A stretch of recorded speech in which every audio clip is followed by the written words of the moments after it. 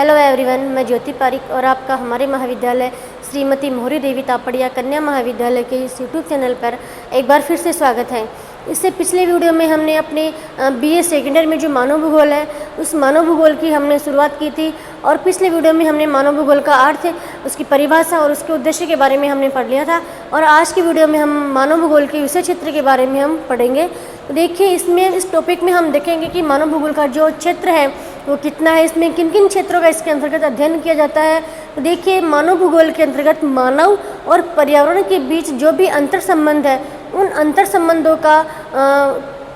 संबंधों का एक क्रमबद्ध रूप से अध्ययन इसके अंतर्गत किया जाता है। ठीक है, तो इसमें इस टॉपिक में हम देखेंगे जैसे मानव है, ठीक है, और मानव का और उसके पर्यावरण के साथ जो भी अंतर संबंध है या जो भी वो सांस्कृतिक क्रियाएं करते हैं, उन सांस्कृतिक वातावरण का प्राकृतिक वातावरण से क्या संबंध है उनके बारे में हम पढ़ेंगे। तो देखिए, हमारा जो प्राकृतिक वातावरण है, प्राकृतिक वातावरण, ठीक है, ये प्रकृति के अंतर्गत जो भी चीज़ें विद्यमान है उनका एक प्राकृतिक वातावरण है। ठीक है, उसके बाद है सांस्कृतिक वातावरण।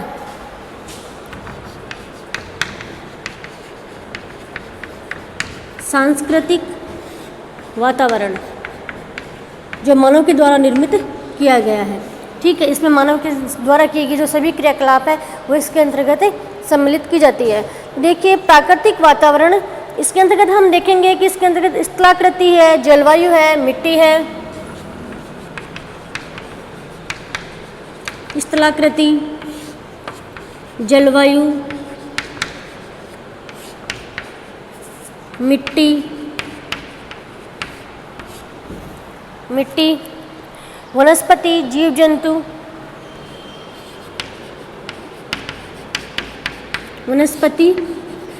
जंतु, ठीक है, ये इन सभी को सम्मिलित किया गया है प्राकृतिक वातावरण में। ठीक है, ये सभी प्रकृति में मौजूद है, इसलिए इनको ये है हमारे प्राकृतिक वातावरण के तत्व हैं। इसके अलावा हमारा जो सांस्कृतिक वातावरण है, इसके जो आवश्यक तत्व देखें तो इसमें एक तो इसमें हम देखते हैं कि आवश्यक तत्व जो मानव के लिए जो आवश्यक है, जैसे कौन कौन से मानव के लिए आवश्यक है, भोजन, कपड़ा और मकान, भोजन, वस्त्र और मकान। ठीक है, ये मानव के लिए आवश्यक तत्व है, पहली आवश्यकता है। फिर उत्पादक तत्व है,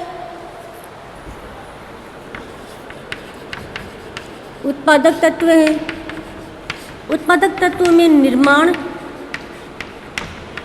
व्यापार, परिवहन, इनको सम्मिलित किया जाता है। ठीक है, उसके बाद हम देखें तो यातायात और संचार को इसमें सम्मिलित किया गया है।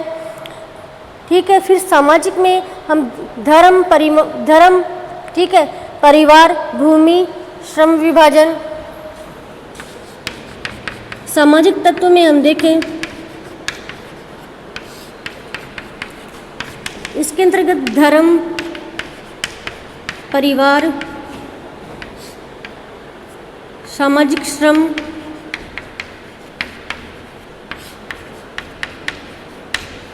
ठीक है, ये जो सामाजिक तत्व है, सामाजिक तत्व के अंतर्गत धर्म, परिवार, भूमि, श्रम विभाजन, ठीक, भूमि, इन सभी को सामाजिक तत्व के अंतर्गत सम्मिलित किया गया है। ठीक है, फिर आगे हम देखें जो अन्य तत्व है, तो अन्य में मनोरंजन है, विज्ञान है, शिक्षा है,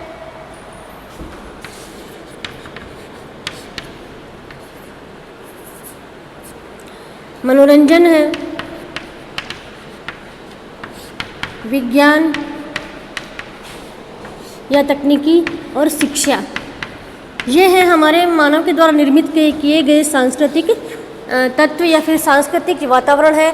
इसके अंतर्गत जो आवश्यक तत्व है, सबसे पहले इसके अंतर्गत आवश्यक तत्व है जो मानव के लिए पहली आवश्यकता है, भोजन, वस्त्र और मकान, ये आवश्यक तत्व। उसके अलावा जो उत्पादक तत्व है, जैसे विनिर्माण उत्पादक तत्व है, व्यापार, परिवहन, संचार, वाणिज्य, ये सभी इसके अंतर्गत आते हैं।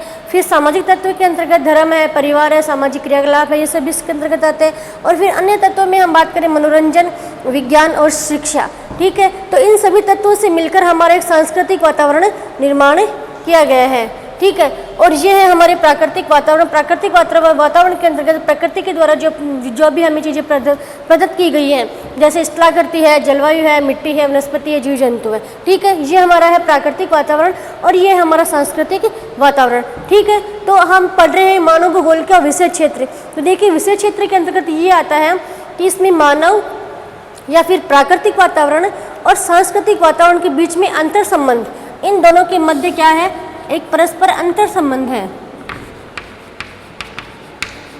परस्पर अंतर संबंध, इन दोनों के मध्य अंतर संबंध स्थापित है। और इस अंतर संबंध का जो क्रमबद्ध अध्ययन है, क्रमबद्ध अध्ययन किसके अंतर्गत किया जाता है, मानव भूगोल के अंतर्गत, ठीक है। तो मानव भूगोल का विषय क्षेत्र ये है कि हमारा जो प्रकृति के द्वारा प्रदत्त या फिर कौन सा प्रकृति के द्वारा जो वातावरण बनाया गया है, उस प्राकृतिक वातावरण जिसके अंतर्गत स्थलाकृति, जलवायु, मिट्टी, वनस्पति, जीव जंतु ये सभी है, इन प्राकृतिक वातावरण का सांस्कृतिक वातावरण के साथ जो भी अंतर संबंध स्थापित किया गया है, उस अंतर संबंध का एक क्रमबद्ध रूप से अध्ययन किया जाता है मानव भूगोल के अंतर्गत। जैसे कैसे देख लीजिए, आप इसमें समझ सकते हैं, जैसे स्थलाकृति है, ठीक है।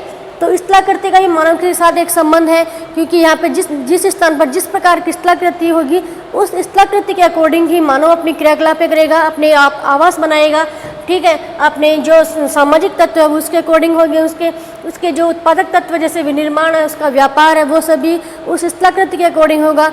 जैसे मान लीजिए कोई एक स्थलाकृति ऐसी जहाँ पे पहाड़ है या फिर पठार है, तो उस क्षेत्र में मानव उस पहाड़ी क्षेत्र या फिर उस इलाके के अकॉर्डिंग ही वह अपने निवास बनाएगा। जैसे आपको पता है, जैसे मैदानी भागों के जो निवास है वो अलग होते हैं, ठीक है, और जो पर्वतीय भागों के जो निवास होते हैं वो अलग होते हैं, क्योंकि वह मानव भी अपने इस वातावरण के अकॉर्डिंग ही अपने आप को ढालता है, उस वातावरण के अकॉर्डिंग ही वह अपनी सारी क्रियाकलापें करता है। और उस पर्वतीय क्षेत्र में ही उसके जो व्यापार का माध्यम है वो अलग होगा, और जो मैदानी भाग है उस मैदानी भाग में जो मानव के जो क्रियाकलाप हैं वो अलग होंगे, या फिर मानव के जो सामाजिक क्रियाकलाप हैं, सामाजिक तत्व हैं, जैसे धर्म, परिवार है। उसके अलावा हम उसका जो व्यापार देखें, उसका व्यापार एक पर्वतीय क्षेत्र में अलग होगा और इस एक मैदानी भाग में उसका अलग होगा, और एक जलीय क्षेत्र में उसका व्यापार अलग होगा। जैसे जलीय क्षेत्र में हम देख सकते हैं, जलीय क्षेत्र में तो एक मानव क्या कर सकता है, मत्स्य उत्पादन कर सकता है, ठीक है। और मैदानी भाग में हम देखें तो मैदानी भाग में मानव कृषि कार्य कर सकता है, ठीक है। तो इस प्रकार से पर्वतीय क्षेत्र में हम देखें तो पर्वतीय क्षेत्र में जो रहने वाली जो जनजाति हैं वो लकड़ी एकत्र करती है, ठीक है। इसके अलावा जो वनों से जो भी हमें इमारती चीज़ें प्राप्त होती है उनका एकत्रण करती है। इस प्रकार से वो अपना जीवन यापन करते हैं। इस प्रकार से हम कह सकते हैं कि मानव भूगोल के अंतर्गत मानव के जो सभी क्रियाकलाप है वो सभी क्रियाकलाप उसके वातावरण के अकॉर्डिंग चलते हैं। इस प्रकार से मानव अपने आप को अपने वातावरण के अनुरूप ढालता है, ठीक है, और उसके अपने वातावरण के अकॉर्डिंग अपने आप को ढालकर उसके साथ अंतर संबंध स्थापित कर लेता है। और इसी अंतर संबंध का अध्ययन, क्रमबद्ध अध्ययन अपने मानव भूगोल के अंतर्गत किया जाता है, ठीक है। तो ये आपको समझ में आ गया होगा। उसके आगे हम देखें कि मानव भूगोल की जो विषय वस्तु है उसको निम्न तत्व में सम्मिलित किया जाता है, जिसमें पहले हम देखते हैं जनसंख्या का भौगोलिक अध्ययन।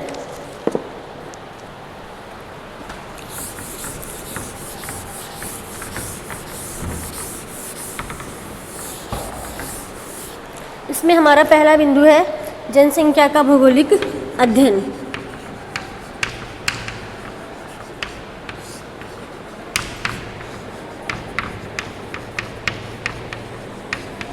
भौगोलिक अध्ययन। तो देखिए मानव भूगोल के अंतर्गत जो जनसंख्या है उस जनसंख्या का भौगोलिक रूप से अध्ययन किया जाता है। जनसंख्या का वितरण के रूप में अध्ययन किया जाता है कि उसका जनसंख्या का जो घनत्व है किस क्षेत्र में कितना है, किस क्षेत्र में ज़्यादा है, किस क्षेत्र में कम है, इस चीज़ का भी इसके अंतर्गत अध्ययन किया जाता है। उसके बाद है किसी प्रदेश के प्राकृतिक वातावरण में विद्यमान प्राकृतिक संसाधनों का मतलब किस एक प्राकृतिक क्षेत्र में किस प्रकार के प्राकृतिक संसाधन मौजूद हैं या फिर किस प्रकार के प्राकृतिक संसाधन उसमें मिलते हैं। तो इस प्रकार से प्राकृतिक संसाधनों का भी इसके अंतर्गत अध्ययन किया जाता है। उसके बाद हम देखें सांस्कृतिक भूदृश्यों का अध्ययन। सांस्कृतिक भूदृश्यों का अध्ययन।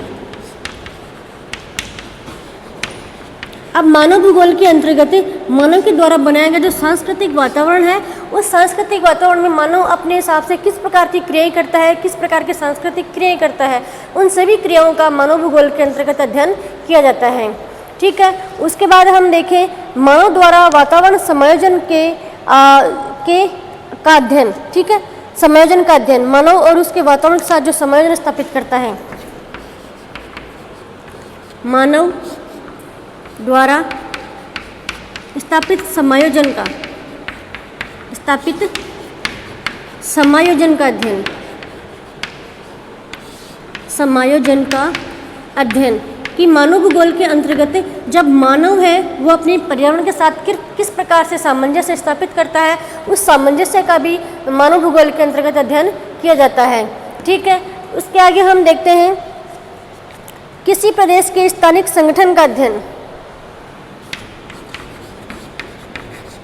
किसी प्रदेश के स्थानिक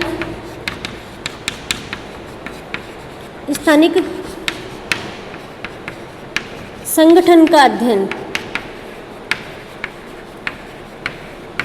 ठीक है, तो मानव भूगोल के अंतर्गत किसी प्रदेश है, जैसे मान लीजिए कोई भी प्रदेश है, उस प्रदेश के स्थान विशेष का उस स्थान विशेष की क्या विशेषताएं हैं, ठीक है, और मानव उस स्थान विशेष से किस प्रकार से अपना समायोजन स्थापित कर रहा है, इन सभी चीज़ों का भी इसके अंतर्गत अध्ययन किया जाता है।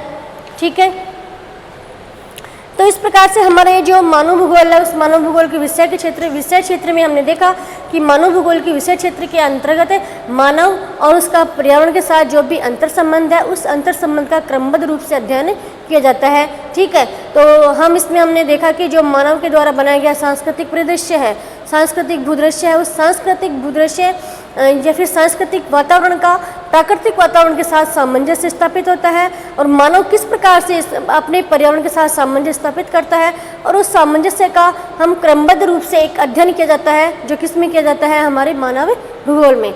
इस प्रकार से आज की वीडियो में हमने मानव भूगोल के विषय क्षेत्र के बारे में हमने पढ़ लिया है, और हम आज का वीडियो हम यहीं समाप्त कर रहे हैं, और अगले वीडियो में हम एक नया टॉपिक लेके आएंगे। तब तक के लिए धन्यवाद।